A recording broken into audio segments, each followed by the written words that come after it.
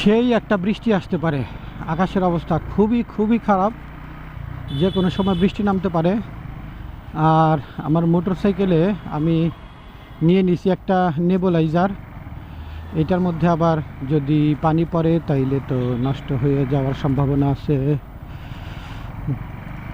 আমার মনে হইতেছে এইখানে বৃষ্টি হইতে হইতেই আমি হয়তো বিরুলিয়াটা পার হয়ে যেতে পারবো। আর বিরুলিয়া পার হইলে এইদিকে বৃষ্টি হইতে হইতে তারপরে যখন ওইদিকে যাবে, যেতে যেতে আমি বাসায় পৌঁছেই যাব ইনশাআল্লাহ।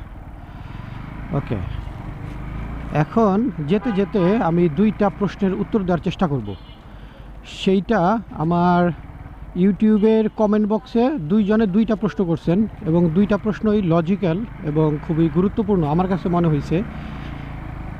এই প্রশ্নটা শুধু যে দুইজন করছেন, বাট এইটার উত্তরটা অনেকেই জানতে চান। তো আমি চেষ্টা করব এই দুইটা প্রশ্নের উত্তর সুন্দরভাবে দেওয়ার জন্য, যাতে বাকি যারা কোশ্চেনটা করেনও নাই কিন্তু এই বিষয়টা জানার ইচ্ছা ছিল কিন্তু ভুলে গেছেন, তারাও জানতে পারবেন আর কি। আগে এইখান থেকে একটানে বের হয়ে মেন রোডে যাই, তারপর ইনশাল্লাহ আবার কথা হবে। সেই সেই সেই বৃষ্টি হইতেছে, মানে বৃষ্টি হইতেছে না, মানে ঝড় শুরু হয়ে গেছে। অসাম, সেই লাগতেছে।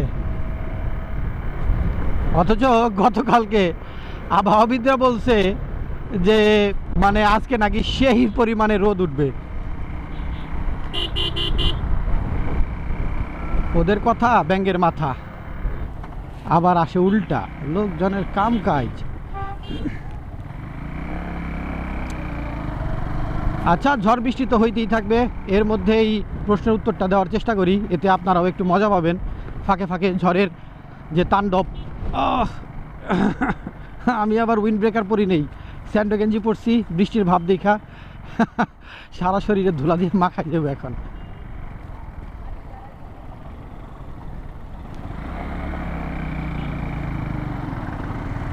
ও অস্থির লাগতেছে, অস্থির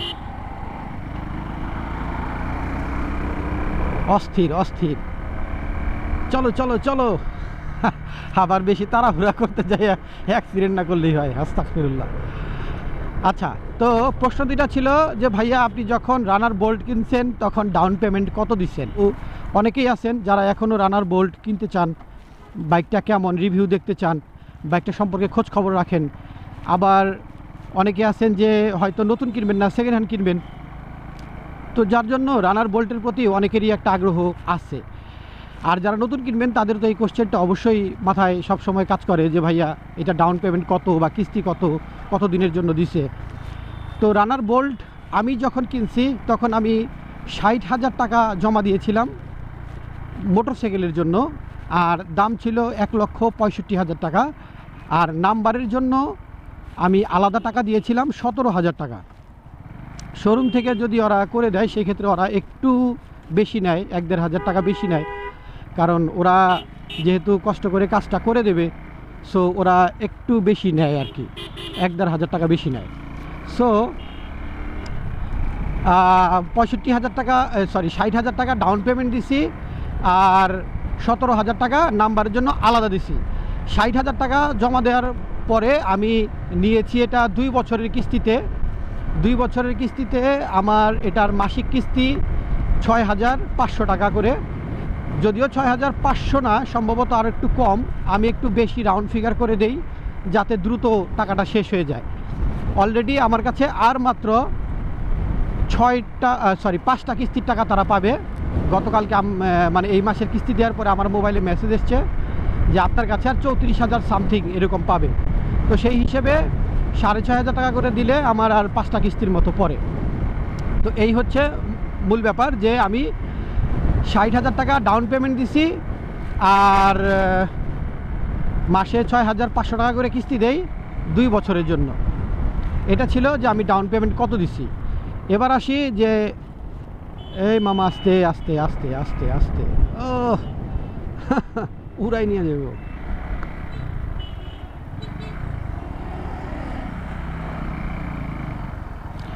এইভাবে দাঁড়ায় থাকলে কেউ আপনাকে সাইড দিবে না, আপনাকে যাইতে হবে। টানেন টানেন। আচ্ছা, লাস্ট প্রশ্নটা হচ্ছে, মানে দুইটার দ্বিতীয় প্রশ্নটা হচ্ছে যে আমি সার্ভিসটা কোথা থেকে করাই। আমি নর্মালি, যেহেতু আমার বাসা সাভারে, আমি সাভার থেকেই সার্ভিস করাই। ঢাকায় আমি খুব একটা যাই না, হঠাৎ বছরে একবার হয়তো গেলাম সার্ভিস সেন্টারে। এখনও আমার যে সার্ভিস, মানে ফ্রি সার্ভিসের মনে হয় 2টা না 3টা বাকি আছে। আমি ঢাকায় যাই না, কারণ ঢাকায় গেলে ওই দিন সারাটা দিন মাইর। তো সাভারে থানা স্ট্যান্ডে আমার ভাগিনার একটা সার্ভিস সেন্টার আছে। আমার আপন ভাগিনা না, আমার আপন ভাগিনার ফ্রেন্ড, ওর একটা সার্ভিস সেন্টার আছে, খুবই ভালো কাজ করায়। আমি কয়েকদিন আগেই আমার এটার একটা ফুল সার্ভিস করাইছি। আমি যে 17,000 কিলো পর্যন্ত, 17,881 কিলো এই মুহূর্তে রানিং, এই পর্যন্ত এই ফার্স্ট আমি একটা ফুল সার্ভিস করাইলাম। এর মধ্যে আমি কার্বুরেটর পরিষ্কার বলেন অথবা ট্যাপেট ক্লিয়ারেন্স, এগুলো কিছুই করাইছিলাম না। গাড়ি আলহামদুলিল্লাহ খুব ভালো ছিল, ভালো চলছিল, যার জন্য আমি ওই দিকে খুব একটা প্যারা নেই। তো এটা ফুল সার্ভিস করাইছি। ফুল সার্ভিসের জন্য ওদের বিল হচ্ছে 1300 টাকা।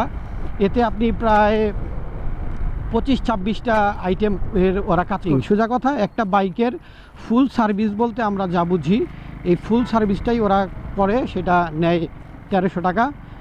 তো ওর কাছ থেকে আমি করাইছি। আর এমনিতে আপনারা চাইলে প্রিমিয়াম সার্ভিস, হাবিজাবি আরও অনেক কিছু আছে, জেনারেল সার্ভিস, সেগুলো করাইতে পারেন খুবই স্বল্প খরচে।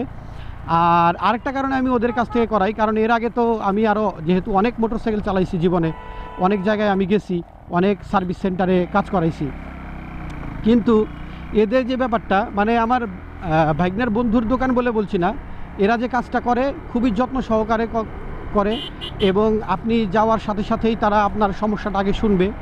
শোনার পরে তারা আগে সমস্যাটা ফাইন্ড আউট করবে। ফাইন্ড আউট করার পরে তারা যেটা করে, যেটা আমার সবচেয়ে বেশি ভালো লাগে, সেটা হচ্ছে যে অন্যান্য জায়গায় যেমন আপনি একটা বাইক দিলেন সার্ভিসের জন্য, তারা তাদের মতো করে সার্ভিস করে ছেড়ে দিল।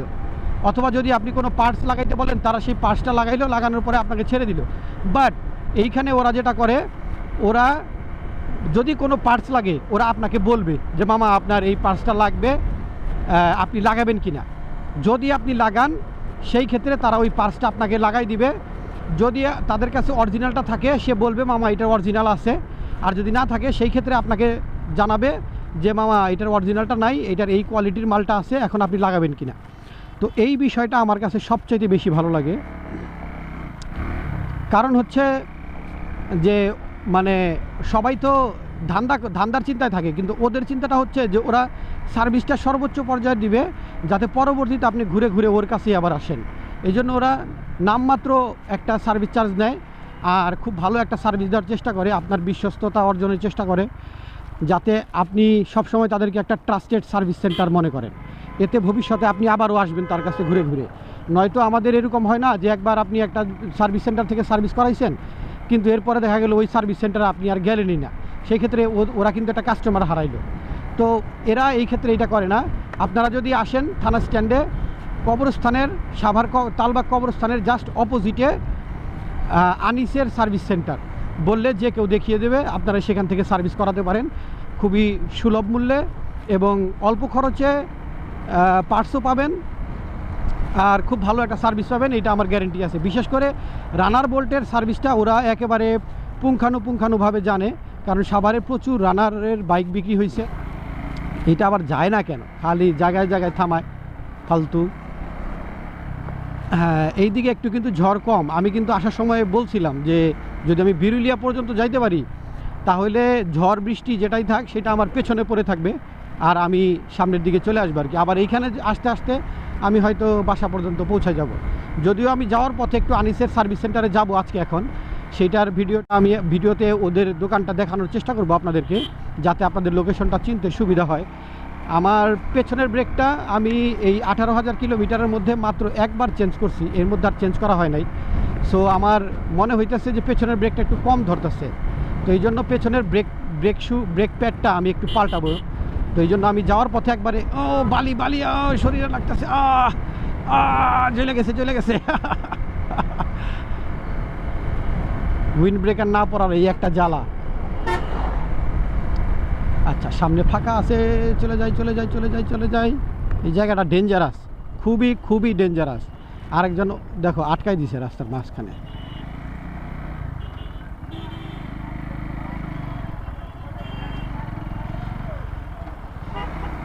আচ্ছা, তো এই হচ্ছে দুইটা মূল পয়েন্ট, যেটা অনেকে জিজ্ঞেস করছিলেন যে ভাই আমি কোথা থেকে সার্ভিস করাবো আর ডাউন পেমেন্ট কত দিছি। তো আশা করছি দুইটার প্রশ্নের উত্তর আমি সুন্দরভাবে দিতে পারছি। তারপরেও যদি রানার বোল্ট নিয়ে কারো কোনো কোশ্চেন থাকে তাহলে অবশ্যই কমেন্ট বক্সে লিখে জানাতে পারেন, আমি উত্তর দেওয়ার চেষ্টা করব। আর একেবারে এমন না যে আমি আরেকজনেরটা চালাইতেছি, যে আজকে চালাইলাম কালকে আর আমি এটার কোনো খোঁজ খবর পাবো না, এরকম না। রানার বোল্ট এটা আমি নিজের কেনা, অলরেডি বললামই তো 17,800 কত এখন 884 কিলো হয়ে গেছে। সো মোটামুটি অভিজ্ঞতা এটার উপরে কম হয় নাই। ইনশাল্লাহ আমি প্রায় অনেক ধরনের প্রশ্নের উত্তরই দিতে পারবো। তো ভালো থাকবেন, সুস্থ থাকবেন, সেফলি বাইক রাইড করবেন, হেলমেট পরে বাইক রাইড করবেন, আর বাইকের যত্ন নেবেন। আল্লাহ হাফেজ।